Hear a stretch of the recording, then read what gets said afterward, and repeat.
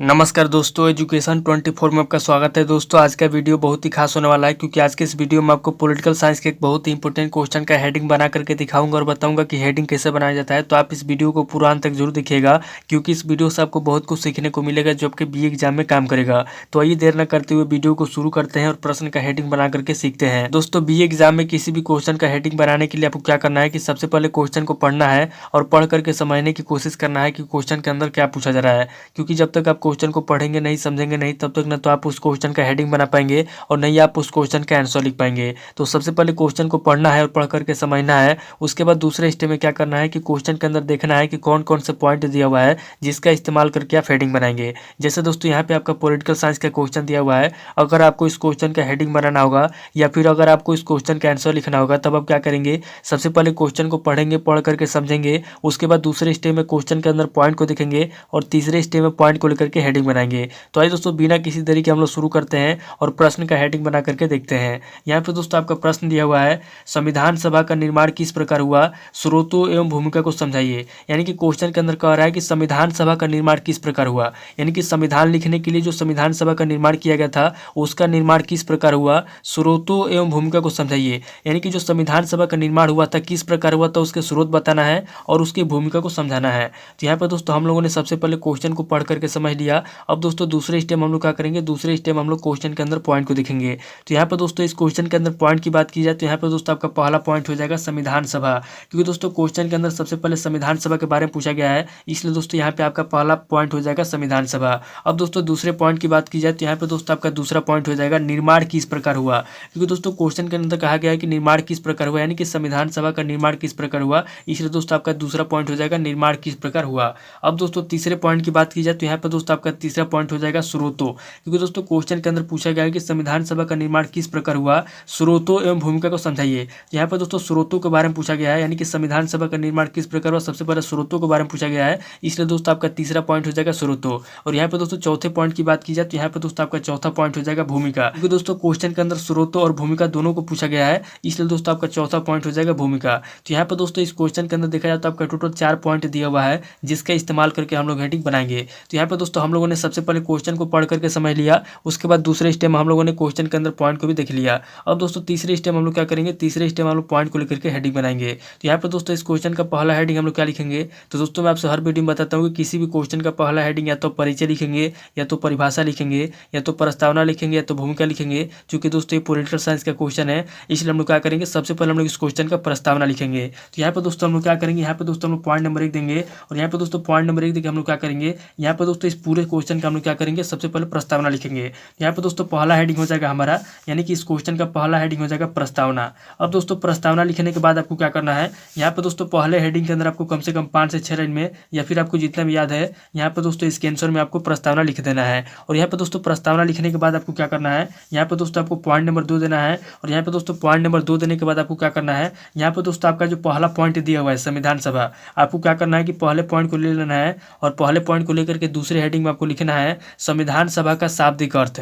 यानी कि जो संविधान सभा है, संविधान सभा का शाब्दिक अर्थ क्या होता है, यहाँ पर दोस्तों हम लोग लिखेंगे संविधान सभा का शाब्दिक अर्थ, यानी कि जो संविधान सभा है उसका शाब्दिक अर्थ क्या होता है, यहाँ पर दोस्तों हम लोग लिखेंगे संविधान सभा का शाब्दिक अर्थ। अब दोस्तों संविधान सभा का शाब्दिक अर्थ लिखने के बाद आपको क्या करना है, यहाँ पर दोस्तों दूसरे हेडिंग के अंदर आपको कम से कम 8 से 10 लाइन में या फिर आपको जितना भी याद है, यहाँ पर दोस्तों आपको दूसरे पॉइंट के आंसर में आपको लिख देना है। और यहाँ पर दोस्तों लिखने के बाद आपको क्या करना है, यहाँ पर दोस्तों आपको तीसरा पॉइंट देना है। और यहाँ पर दोस्तों तीसरा पॉइंट देने के बाद आपको क्या करना है, यहाँ पर दोस्तों आपको लिखना है संविधान सभा के आवश्यक अंग, यानी कि जो संविधान का निर्माण किया गया था, जो संविधान सभा का निर्माण किया गया था उसके कौन कौन से आवश्यक अंग है। यहाँ पर दोस्तों तीसरे हेडिंग में आपको लिखना है संविधान सभा के आवश्यक अंग। तो यहाँ पर दोस्तों हम लोग लिखेंगे संविधान सभा के आवश्यक अंग, यानी संविधान सभा के जो भी आवश्यक अंग हैं, यहाँ पर दोस्तों हम लोग उन अंगों के बारे में लिखेंगे। तो यहाँ पर दोस्तों हमारा तीसरा हेडिंग हो गया संविधान सभा के आवश्यक अंग।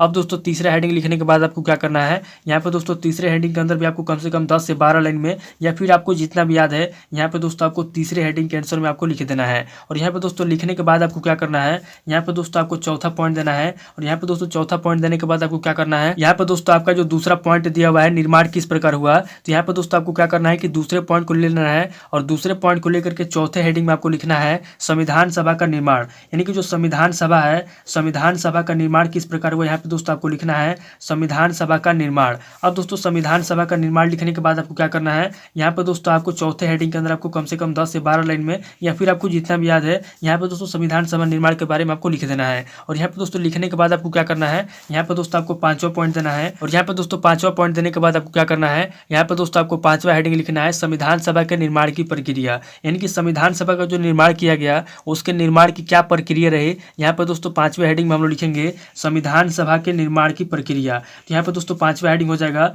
संविधान सभा के निर्माण की प्रक्रिया। तो यहाँ पे दोस्तों हम लोग लिखेंगे संविधान सभा के निर्माण की प्रक्रिया। अब दोस्तों यहाँ पे संविधान सभा के निर्माण की प्रक्रिया लिखने के बाद आपको क्या करना है, यहाँ पे दोस्तों 5वें हेडिंग के अंदर आपको कम से कम 10 से 12 लाइन में या फिर आपको जितना भी याद है, यहाँ पे दोस्तों आपको 5वें हेडिंग के आंसर में आपको लिख देना है। और यहाँ पे दोस्तों लिखने के बाद आपको क्या करना है, यहाँ पे दोस्तों आपको 6ठा पॉइंट देना है। और यहाँ पे दोस्तों 6ठा पॉइंट देने के बाद आपको क्या करना है, यहाँ पे दोस्तों आपको 6ठा हेडिंग लिखना है संविधान सभा के निर्माण में महापुरुषों का योगदान। यानी कि हमारे देश के जो भी महापुरुष थे जिन्होंने संविधान का निर्माण किया, तो संविधान सभा के निर्माण में महापुरुषों का क्या योगदान है, यहाँ पे दोस्तों महापुरुषों के योगदान के बारे में लिखना है। तो यहाँ पे दोस्तों 6ठा हेडिंग हो जाएगा संविधान सभा के निर्माण में। यहाँ पे दोस्तों हम लिखेंगे संविधान सभा के निर्माण में, संविधान सभा के निर्माण में, संविधान सभा के निर्माण में महापुरुषों का योगदान। यानी हमारे देश के जो भी महापुरुष हैं उन महापुरुषों का क्या योगदान है, यहाँ पे दोस्तों आपको लिखना है संविधान सभा के निर्माण में महापुरुषों का योगदान। अब दोस्तों महापुरुषों का योगदान लिखने के बाद आपको क्या करना है, यहाँ पे दोस्तों 6ठे हेडिंग के अंदर भी आपको कम से कम 14 से 15 लाइन फिर आपको जितना भी याद है, यहाँ पे दोस्तों आपको 6ठे हेडिंग के आंसर में आपको लिख देना है। और यहाँ पे दोस्तों लिखने के बाद आपको क्या करना है, यहाँ पे दोस्तों आपको 7वां पॉइंट देना है। और यहाँ पे दोस्तों 7वां पॉइंट देने के बाद आपको क्या करना है, यहाँ पे दोस्तों आपको 7वां हेडिंग लिखना है संविधान सभा के निर्माण के प्रमुख स्रोत। यानी कि जो आपका यहाँ पे जो आपका यहाँ पे तीसरा पॉइंट दिया हुआ है स्रोत, आपको क्या करना है कि तीसरे पॉइंट को ले लेना है और तीसरे पॉइंट को लेकर के 7वें हेडिंग में लिखना है संविधान सभा के निर्माण के प्रमुख स्रोत। यानी कि जो संविधान सभा का निर्माण किया गया था उसके कौन कौन से प्रमुख स्रोत हैं, तो यहाँ पे दोस्तों हम लोग लिखेंगे संविधान सभा के निर्माण के, संविधान सभा के निर्माण के प्रमुख स्रोत। यहाँ पे दोस्तों हम लोग लिखेंगे संविधान सभा के निर्माण के प्रमुख स्रोत। यानी कि कौन कौन से प्रमुख स्रोत हैं, यहाँ पे दोस्तों उन प्रमुख स्रोतों के बारे में आपको लिखना है। अब दोस्तों प्रमुख स्रोत लिखने के बाद आपको क्या करना है, यहाँ पे दोस्तों आपको कम से कम 10 से 12 लाइन या फिर आपको जितना भी याद है, यहाँ पे दोस्तों आपको 7वें पॉइंट के आंसर में आपको लिख देना है। और यहाँ पे दोस्तों लिखने के बाद आपको क्या करना है, यहाँ पे दोस्तों क्वेश्चन के अंदर देखना है कि कौन कौन से पॉइंट बचा हुआ है। यहाँ पे दोस्तों क्वेश्चन के अंदर लास्ट वाला पॉइंट जो आपका भूमिका बचा हुआ है, यहाँ पे दोस्तों अगर आप चाहें तो भूमिका को दोस्तों यहाँ पे प्रस्तावना की जगह पे भूमिका को लिख सकते हैं और चाहे तो दोस्तों इसको एक हेडिंग के अंदर भी लिख सकते हैं। लेकिन दोस्तों इसको अगर आप चाहें तो यहाँ पे प्रस्तावना की जगह पे यहाँ पे साइड में अगर चाहें तो प्रस्तावना को न लिख करके यहाँ पे दोस्तों आप भूमिका को लिख सकते हैं, कोई दिक्कत नहीं है। तो यहाँ पे दोस्तों इस क्वेश्चन के अंदर जो भी पॉइंट दिया हुआ था हम लोगों ने सभी पॉइंट को लेकर के यहाँ पे दोस्तों हम लोगों ने सफलतापूर्वक हेडिंग लिख लिया। अब दोस्तों लास्ट में जब कोई भी पॉइंट नहीं बचेगा तो लास्ट में हम लोग क्या करेंगे, यहाँ पे दोस्तों हम लोग 8वां पॉइंट देंगे। और यहाँ पे दोस्तों 8वां पॉइंट देकर हम लोग क्या करेंगे, लास्ट में दोस्तों हम क्या करेंगे, यहाँ पे हम लोग इस क्वेश्चन का निष्कर्ष लिखेंगे। अब दोस्तों निष्कर्ष लिखने के बाद आपको क्या करना है, यहाँ पे दोस्तों लास्ट वाले हेडिंग में यानी कि निष्कर्ष वाले हेडिंग में आपको कम से कम 5 से 6 लाइन में इसका निष्कर्ष लिख देना है। तो इस तरीके से तो आपका जो क्वेश्चन दिया हुआ था संविधान सभा का निर्माण किस प्रकार हुआ, स्रोत एवं भूमिका को समझाइए। तो यहाँ पे दोस्तों हम लोगों ने सबसे पहले क्वेश्चन को पढ़ करके समझ लिया, उसके बाद दूसरे स्टेप में हम लोगों ने क्वेश्चन के अंदर पॉइंट को भी देख लिया और तीसरे स्टेप में हम लोगों ने पॉइंट को लेकर के हेडिंग बना लिया। तो दोस्तों उम्मीद करता हूँ कि इस वीडियो से आपको बहुत कुछ सीखने को मिला होगा। अगर आपको वीडियो अच्छा लगा तो वीडियो को लाइक कीजिए, शेयर कीजिए और कमेंट करके बताइए कि आपको नेक्स्ट वीडियो किस टॉपिक ऊपर चाहिए। थैंक यू दोस्तों।